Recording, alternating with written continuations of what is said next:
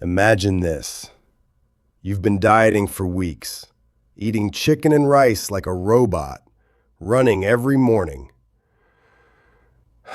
You step on the scale and you've lost weight. Nice. But then you look in the mirror and somehow you look worse, softer, flatter, smaller, but not in a good way. Congratulations.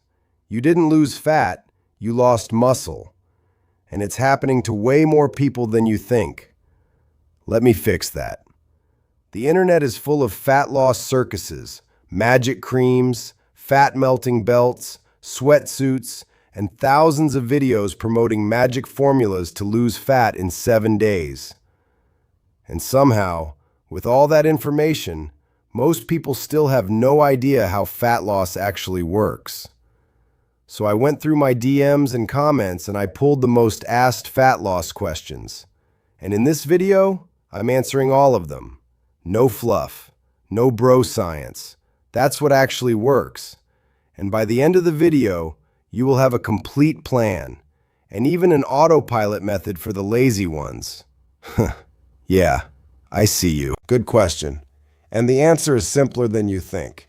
Your body is basically a survival machine. It doesn't want to lose fat, it wants to keep it. Because fat is backup energy, like emergency fuel. So it only uses it when it has no choice.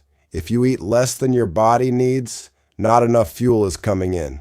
So what does your body do? It goes to storage, breaks down the fat, and uses it as fuel. And most of it leaves your body as carbon dioxide or as water through sweat. So every time you exhale during a hard workout, that is literally fat leaving your body. But here's where people completely mess this up. All of this only works if you're in a calorie deficit. You can destroy yourself at the gym. New cardio every day. Sweat like crazy. Breathe like a broken air conditioner on max power. If you're still eating more calories than you burn, nothing happens. So the goal is to be in a calorie deficit to force your body to use fat, but not so aggressive that it starts sacrificing muscle. But we'll come back to this later. This is the eternal debate, and the answer is both. But not for the reason most people think, because neither of them is burning fat magically. They're both just tools to burn calories so you can stay in a calorie deficit. That's it. Now here's the difference.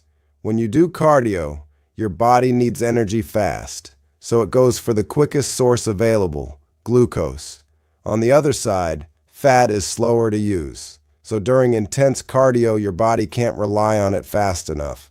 But here's where things get interesting.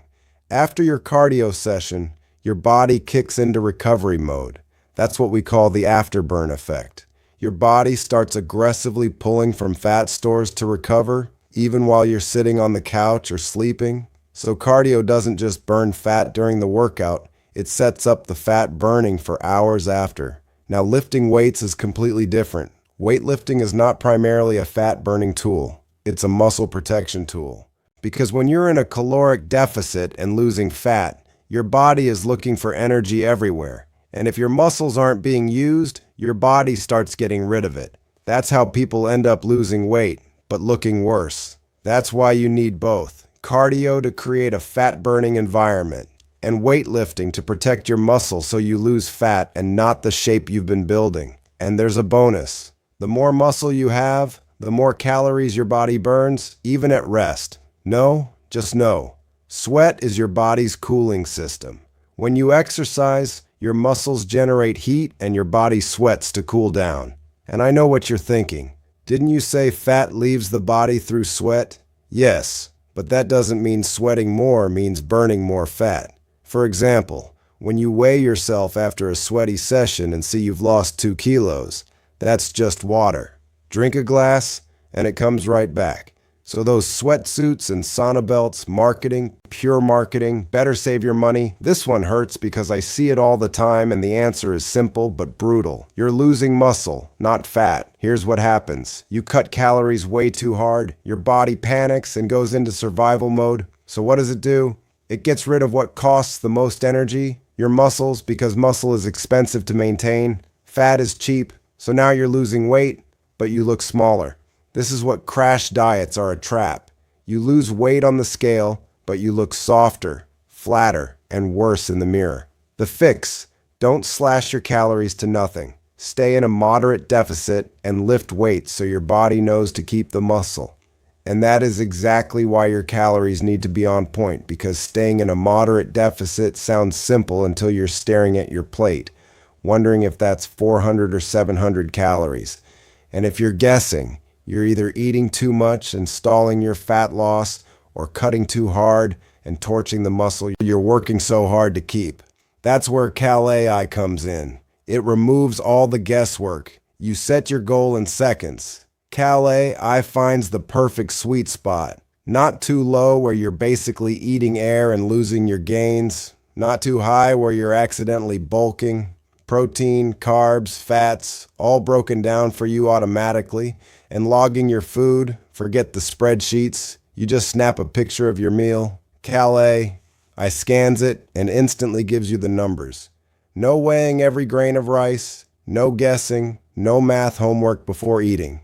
And if something slips through the cracks because even your camera can't decode your grandma's secret recipe, no problem. You can add it manually in seconds so you stay on track. Just type the food, pick it from the database, and your macros update automatically. Then you can get back to the important part: eating your food. Grabbing something on the go, scan the barcode. Calories and macros pop up instantly before the wrap or even hits the trash. And if scanning is not your thing, Cal-AI has a huge database covering everything. Oh, made meal, restaurant dish, something mysterious from the fridge, type it, select it, and it's logged instantly. Because the reason you're losing muscle instead of fat isn't your metabolism. The problem is guessing your calories and hoping for the best. Cal-AI fixes that in literally a few seconds a day. So stop guessing.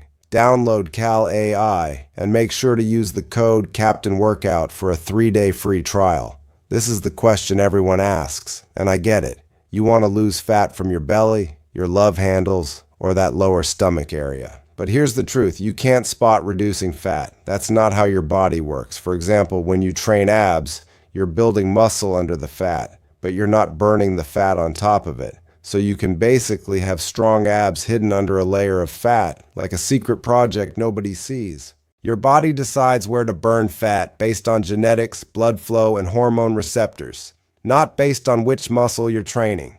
For most guys, fat goes to the belly first and leaves last. For most women, it's hips, thighs, and lower belly. Why? Genetics. And there's also a reason behind it. That lower belly area has worse blood flow, which means fewer fat-burning signals actually reach it. But here's the good news. There are ways to make that process easier. And later in the video, I'll show you exactly how to deal with stubborn fat so you're not stuck with it forever. Short answer: technically yes, but it doesn't matter as much as you think. Because when you train fasted, your body uses a bit more fat for fuel. But the difference is small, like really small. Not the kind of difference that will suddenly turn you into a shredded Greek statue. What actually decides if you lose fat is your calorie deficit and your consistency. If you feel good training fasted, do it. If you feel weak, low energy, eat something light before. Dates, a banana, some honey. Quick to digest, light on the stomach, and it gives you the fuel you need, because performance matters. Better workouts mean more muscle kept. More muscle kept means a better physique. So don't overcomplicate this. Fasted training is fine, and eating before your training or cardio is fine. Sounds weird, but yes, kind of.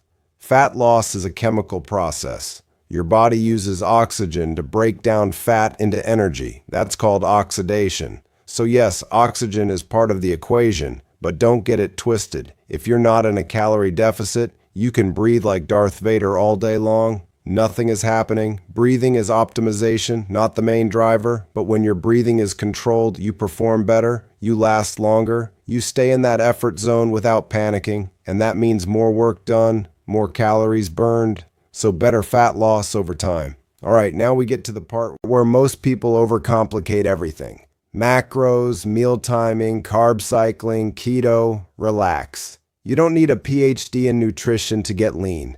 You need a system you can actually follow. So here are the simple rules. Rule number 1, stay in a slight calorie deficit. Notice I said slight. You don't need to starve. You don't need to eat like a rabbit. Just eat a bit less than usual. Smaller portions, less snacking, fewer just one bite moments that turn into 500 calories. Rule number 2, eat enough protein. Eggs, meat, fish, Greek yogurt. Protein keeps you full, protects your muscle, and the more muscle you keep, the better your physique looks when the fat goes down. Rule number 3, eat fiber. Vegetables, fruits, whole food. Fiber is your secret weapon. It fills you up without adding a ton of calories. It kills cravings, and it keeps your digestion on point.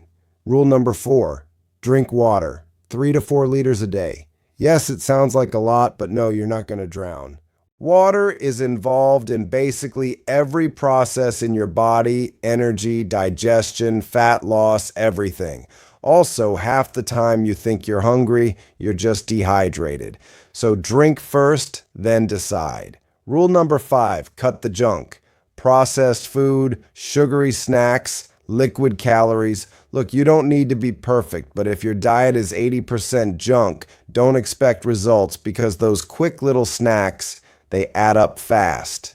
That's how people stay stuck. Not because they eat too much at meals, but because they snack all day without realizing it. Rule number 6, sleep. 7 to 8 hours. Yeah, I know, not sexy, not exciting. But if your sleep is trash, your fat loss will be too. Your hormones get messed up, your cravings go up, your recovery goes down, and suddenly you're tired, hungry, and making bad decisions all day, which is the perfect recipe to stay the same. So fix your sleep, because fat loss isn't just about what you do in the gym. It's about what your body does when you're not there. I know some of you are waiting for the shortcut. No tracking, no crazy cardio, no living in the gym, just results with the least effort possible. Good news, there is a lazy way. Bad news, it's not magic. It's just smart habits done consistently. So here's the system. Phase 1, move more without working out. You don't need to destroy yourself on a treadmill. Just move more during your day and aim for at least 7,000 to 10,000 steps a day. Take your calls while walking. Use the stairs, park a bit further. All these small moves, they don't feel like effort, but they add up. Because fat loss is not just about that one workout. It's about how much you move across the entire day. You stay active, your metabolism stays active, simple. Phase 2, eat smarter, not less. Most people try to eat less and fail because they go from normal eating to survival mode. Then they binge. So instead, eat smarter, slow down your meals. Stop eating when you're about 80% full. Add protein to every meal, and swap junk for real food when you can. You don't need to be perfect. You just need to be slightly better every day. And over time, that compounds. Again, I also explain the exact strategy I've personally used to reach 10% body fat and easily keep it all year round in the Hero Project. Phase 3, sleep like you mean it. Yep, sleep again. Because it's not just about how long you sleep, it's about how good that sleep is. You can stay in bed for 8 hours, but if your sleep quality is trash, your results will be too. So fix the basics. Keep your room cool, make it as dark as possible, no phone 30 minutes before bed, and go to sleep at the same time every night. That's how you set your body's rhythm. And if your environment is noisy, use earplugs. Simple fix, big difference. Now listen, this method won't give you abs in 30 days, but it will fix your habits. And once your habits are fixed, your body follows. But fat loss is only half the equation. Because if you don't build the muscle underneath, you don't get that aesthetic look. So if you want to build the physique that actually stands out, watch this video.